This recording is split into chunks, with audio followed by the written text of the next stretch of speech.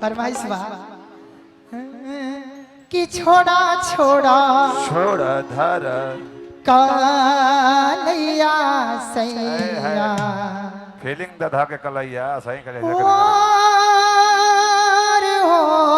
गई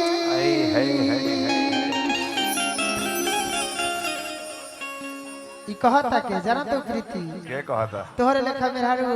एकरे लेखा मेहरारू एगो छुछुंदर छोटे बाबा लेखा मेहर तो मर्द मिल जाता छुछुंदर ना हम चुकुंदर हैं विटामिन बढ़ा दिला बेचारी जब सेज पर सुतल बाड़ी सूझ जा प्रीति सूझ जा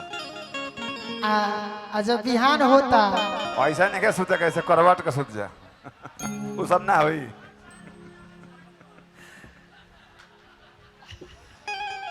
बेचारी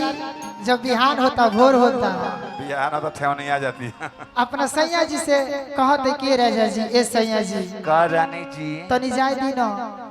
बिहान हो गइल बा अभी रुको जब बाद में जइहो ना ए राजा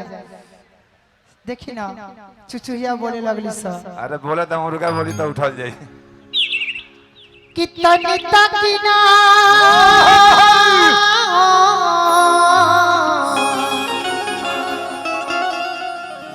कितनी तकिना अरे कनवा अंजोर हो गई हाय दोपहरिया हो जाता दोपहरिया कितनी तकिना अरे कनवा अंजोर हो गई कि छोड़ा छोड़ा बालैया सैया भोर हो गई छोड़ा छोड़ा कालैया सैया भोर हो गई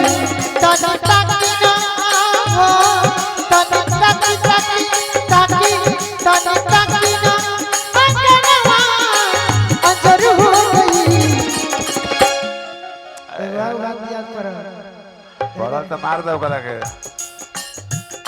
किराउर मीठ मीठ बोलिया किराउर मीठ मीठ बोलिया मेरा जला कता कजी दिया बाबू जवाब उतारी हमारा लाज ना बताए किराउर मीठ मीठ बोलिया किराउर मीठ मीठ बोलिया मेरा जला कता कजी दिया बाबू तारी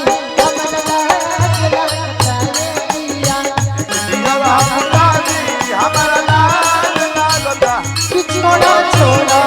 कालैया सैया भोर हो छोड़ा छोड़ा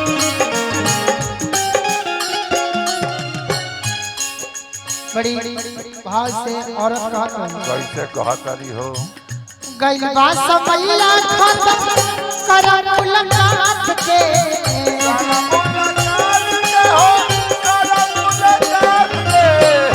डर बाटे राजा खाली डर बाटे राजा खाली डर बाटे राजा डर बाटे राजा खाली लाजवाली बात से लाजवाली बात हो लाजवाली बात चाह चाह चाह के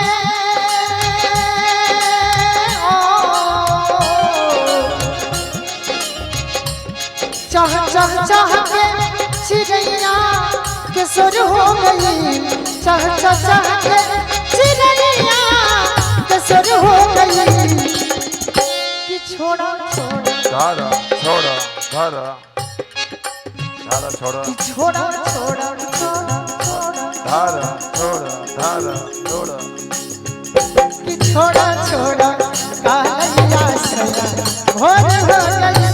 छोड़ा छोड़ा कालैया सैया भोर हो गई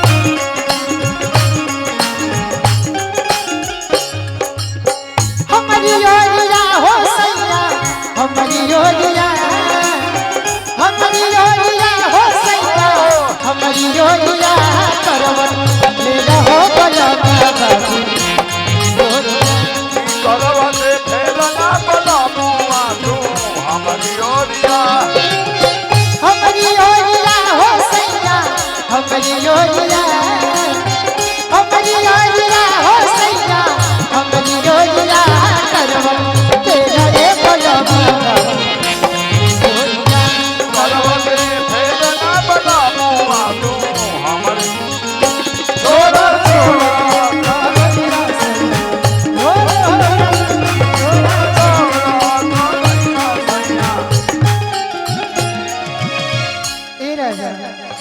बानी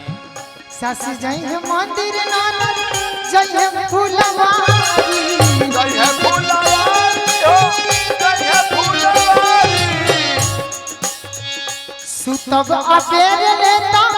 सुन मोरी कारी सुने परिकारी हो परिकारी सासी जाई है मंदिर ननद जाई है फुलवारी सुतब अबेर लेता सुन मोरी कारी सभे जागल ए राजा गगसा राजा हे बलवा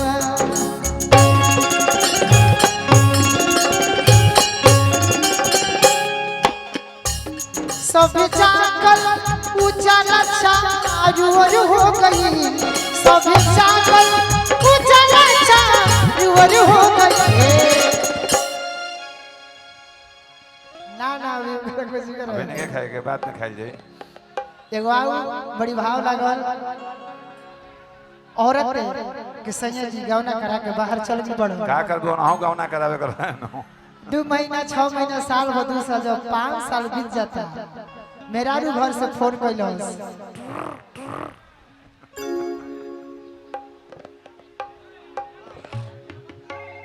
एकरा बाद में कहबे जी दीदी हमारा ये जे अरे अब वहीं खाते ना बड़ी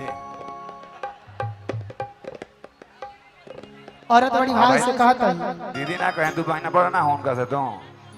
बबीता से 2 महीना बड़ है का या तो दीदी नहीं हो गई तुम हां हमरो से बड़ है किछि की तोहरा